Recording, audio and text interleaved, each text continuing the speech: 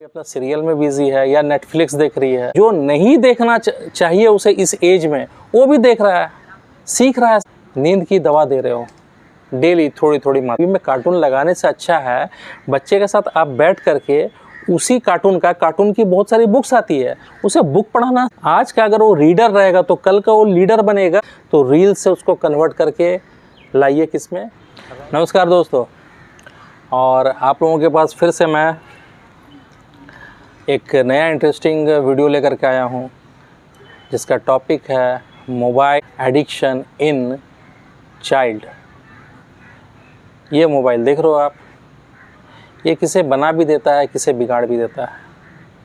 ये आपके और हमारे ऊपर है कि हम इसका उपयोग करते हैं या फिर दुरुपयोग करते हैं।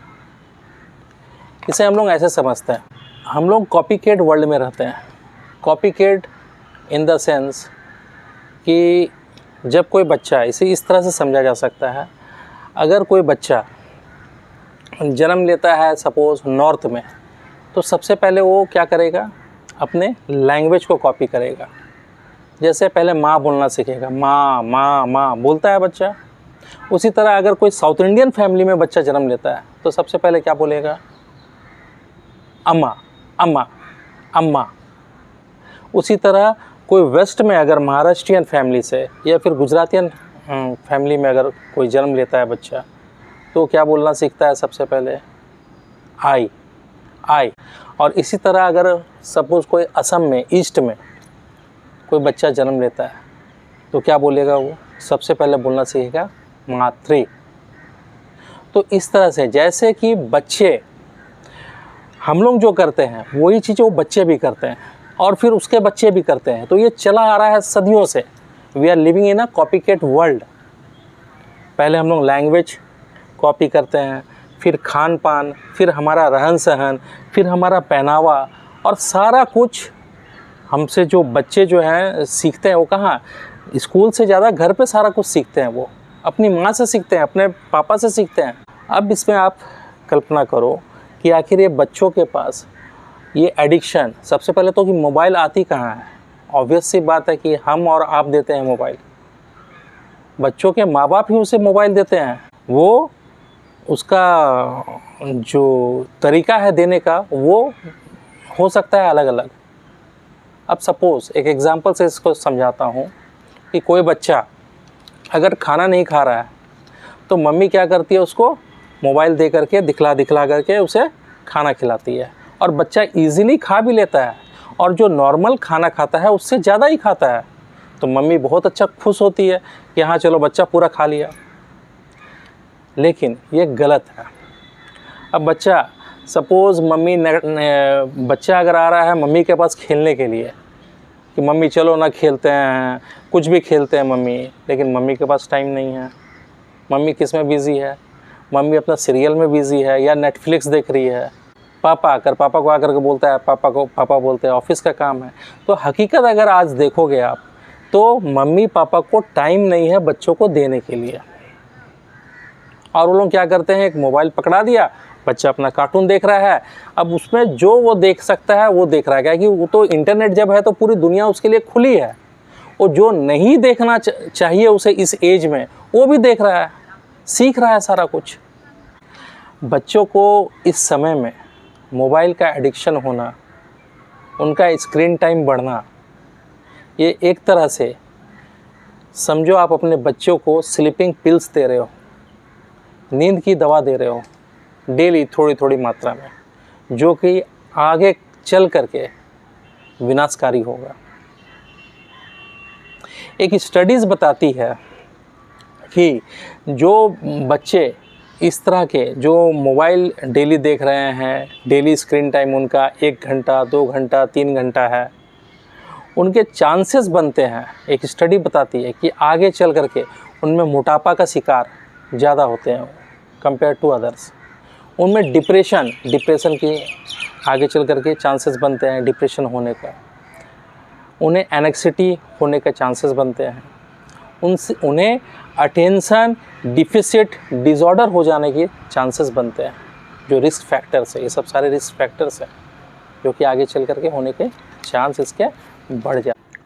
ऐसे बच्चों का जो अटेंशन स्पान होता है, अटेंशन स्पान एक पर्टिकुलर चीज़ में वो बहुत कम हो जाता है।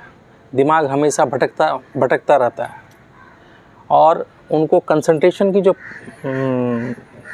कंसंट्रेशन की जो पावर है वो बहुत कम हो जाती है। उनका मन कहीं भी नहीं लगेगा। वो अगर कॉलेज में जाए, स्कूल में जाए तो हर एक जगह आपका कंसंट्रेशन का प्रॉब्लम उसको आती है। और इवन कि जब वो जॉब पकड़ लेते हैं तभी भी कंसंट्रेशन की प्रॉब्लम आती है। उनका मन एक जगह स्थिर लगता ही नहीं है। आप दोस्तों खुद सोच करके देख सकते हो कि आपके घर में जो गुड्डा और गुड़िया है वो आजकल थोड़ा सा एग्रेसिव, थोड़ा सा आक्रामक हो गया होगा। आप खुद जा कर के देख सकते हो अगर आप थोड़ा सा दिमाग में अपना जोर डालोगे तो। ऐसा क्यों है? आजकल थोड़ा सा वो चिड़चिड़ा सा हो गया है। आजकल थोड़ा सा आर्ग्यू करने लगा है। हमेशा आप कुछ बोलते हो तो बस आपका नकल उतारेगा या फिर आर्ग्यू करेगा आपसे, नहीं ऐसा क्यों करना है, ऐसा क्यों करना है, क्यों है सब। जबकि आजकल के बच्चे और पहले के बच्चे में ज़मीन आसमान का फ़र्क था। पहले के बच्चे स्कूल से आते थे, स्कूल से आकर के अपना बैग फेंके, उसके बाद खाना वाना खाया, 1 घंटा 2 घंटा रेस्ट लिया, उसके बाद भागते थे मैदान में। पूरा मैदान उसके लिए होता था और वहाँ पे खो खो खेलते थे, वहाँ पे कबड्डी खेलते थे, क्रिकेट खेलते थे, फुटबॉल खेलते थे, कुछ भी फिज़िकल एक्टिविटी में इन्वॉल्व होते थे। लेकिन आजकल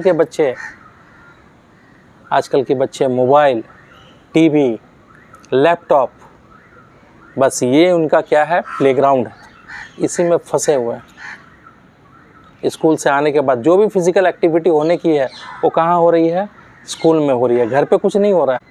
आजकल बच्चे मोबाइल ही उनकी दुनिया है। घर आए मीन्स या तो कार्टून गेम में लग गए या तो किसी और चीज़ में लग गए। और बहुत सारे घर ऐसे हैं, बहुत सारे पेरेंट्स ऐसे हैं जो अभी हो सकता है मुझे देख रहे होंगे, वो इनको प्रोत्साहन करते हैं और मोटिवेट करते हैं कि हाँ बेटा और करो, तुम कितने अच्छे डांस करते हो, तुम रील्स बनाओ, तुम कितने अच्छा ये कर रहे हो, गाना गा रहे हो, तुम रील्स बनाओ, तुम कितना अच्छा गाली दे रहे हो, बड़े बड़े लोगों जैसा गाली दे रहे हो। और उसको देख देख करके भद्दी अगर कोई गाली देता है, ऐसे बहुत सारे रील्स है आप देखोगे बच्चों का जो कि भद्दी गाली दे रहा है, उसमें सब कोई हंस रहे हैं कि इतना अच्छा टैलेंट कहाँ से हमारे बच्चे में आ गया, और प्राउड फील कर रहे हैं पेरेंट्स।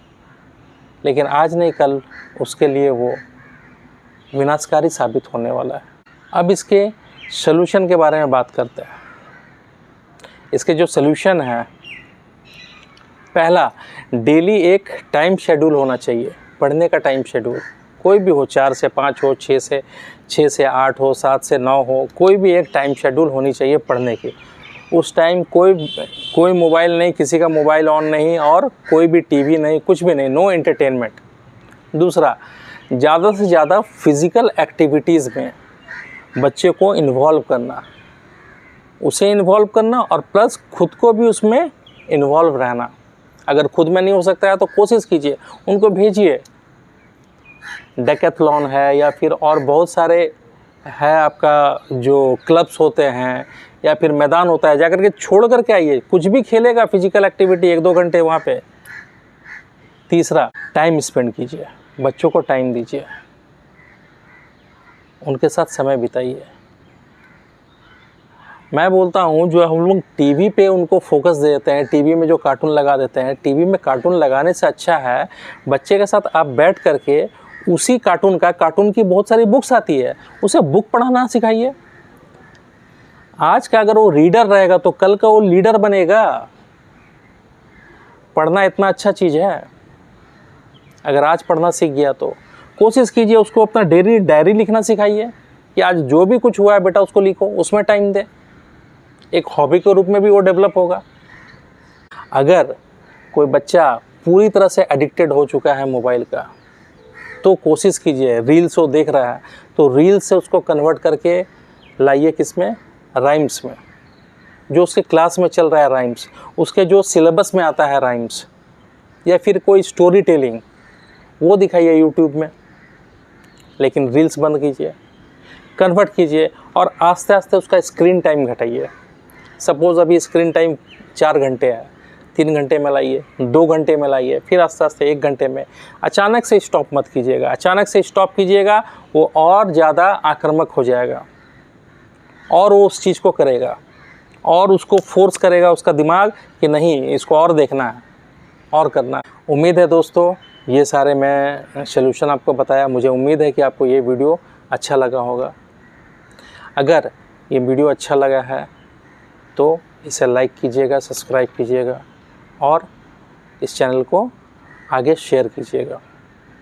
आगे मिलते हैं एक फिर इंटरेस्टिंग वीडियो के साथ। तब तक के लिए धन्यवाद, शुक्रिया, अलविदा।